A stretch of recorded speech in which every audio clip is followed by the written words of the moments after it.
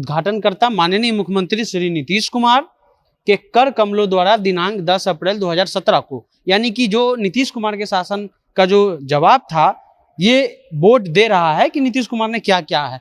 उसके जस्ट नीचे श्री तेजस्वी प्रसाद यादव माननीय उप मुख्यमंत्री की गरिमाई उपस्थिति में संपन्न हुआ। तो ये जो बोर्ड है, ये प्रशांत किशोर के बात को जो है वो कन्फ्लिक्ट करता है। लालू जी कहते हैं कि हमने अपने राज्य में सामाजिक न्याय दिया, जिन लोगों को बोलने का अधिकार नहीं था उनको बोलने का अधिकार दिया, कि हमने जो लड़कियों को जो साइकिल दिया वो अपने आप में क्रांति है, और जो उच्च शिक्षा दर है यानी हायर एजुकेशन जो रेशियो है उसमें भी काफी इंप्लीमेंट हुआ है। लड़कियां साइकिल से स्कूल जाने लगी हैं। अटैक किया गया है नीतीश कुमार और लालू प्रसाद यादव के शासन को।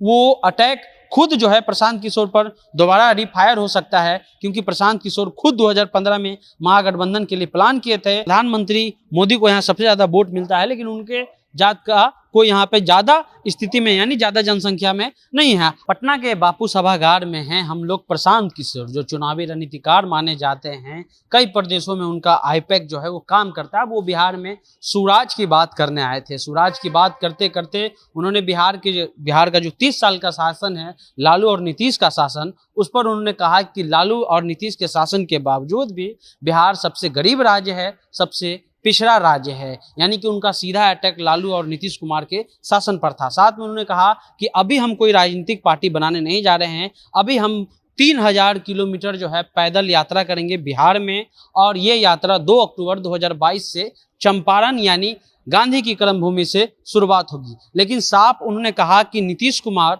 और लालू प्रसाद यादव के शासनकाल यानी 30 साल में बिहार का कोई विकास नहीं हुआ है। लेकिन हम जिस बापू सभागार में हैं और हम निकल ही रहे थे तो हमें एक बोर्ड दिख गया।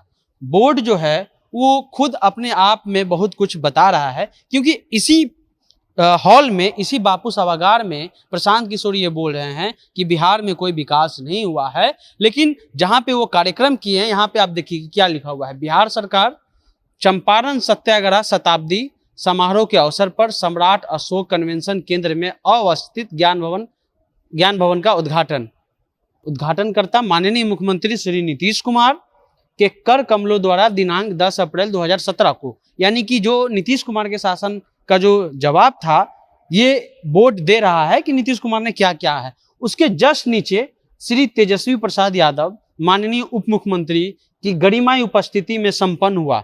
अमृतलाल मीणा प्रधान सचिव हैं। तो ये जो बोर्ड है, ये प्रशांत किशोर के बात को जो है वो कन्फ्लिक्ट करता है। और ये देखिए कि जिस तरह से उन्होंने कहा कि बिहार में 30 सालों में जो है बिहार गरीब राज्य रहा, पिछड़ा राज्य रहा, लेकिन आपको बता दें कि नीतीश कुमार के काम करने का पैमाना और जो लालू प्रसाद यादव का काम करने का पैमाना था, उसका अलग अलग दौर जो है देखा जाता है। लेकिन जब ये सवाल खुद वो उठा रहे हैं, आपको बता दें कि खुद प्रशांत किशोर 2015 में नीतीश कुमार के लिए 7 निश्चय के लिए काम किए थे, और 7 निश्चय में जो है उन्होंने कई योजना बनाई और उस पर इम्प्लीमेंट भी करवाया। 2018 तक वो खुद नीतीश कुमार के साथ ही रहे।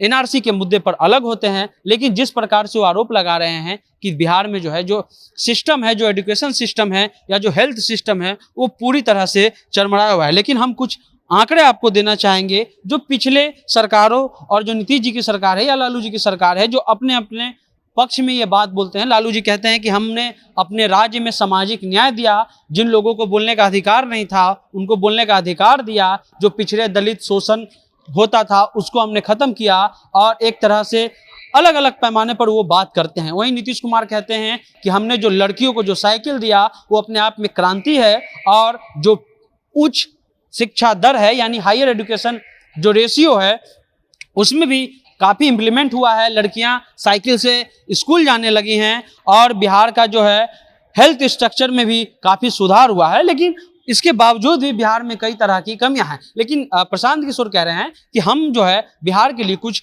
करने आए हैं, 3000 किलोमीटर का पैदल यात्रा करेंगे, उसके बाद जो है हम लोगों से बात करेंगे, उस पर बाद हम विचार करेंगे कि हमें पार्टी बनानी है या नहीं बनानी है। लेकिन आपको बता दें कि प्रशांत किशोर आईपैक कंपनी भी चलाते हैं, नीतीश कुमार से जुड़े भी रहे हैं, और साथ में पिछले दिनों जब अमरिंदर सिंह पंजाब में मुख्यमंत्री थे तो उनके सलाहकार भी बने थे, लेकिन इसके बावजूद प्रशांत किशोर का कहना है कि अभी हम जो है लोगों से मिलेंगे, लोगों से मिल करके ये राय बनेगा और उसके बाद जो है पार्टी के बारे में सोच सकते हैं। लेकिन जिस प्रकार से अटैक किया गया है नीतीश कुमार और लालू प्रसाद यादव के शासन को, वो अटैक खुद जो है प्रशांत किशोर पर दोबारा रिफायर हो सकता है, क्योंकि प्रशांत किशोर खुद 2015 में महागठबंधन के लिए प्लान किए थे और जदयू के सदस्य भी रहे 18 में, एनआरसी के मुद्दे पर अलग हुए। तो ऐसे में सवाल जरूर उठेगा कि जब आप नीतीश कुमार के साथ थे तो क्यों आप जो है शिक्षा हो या स्वास्थ्य हो उस पर आपने सलाह नहीं दिया नीतीश कुमार को। और जैसा कि वो बता रहे हैं कि नीतीश कुमार हमारे सबसे करीबी हैं,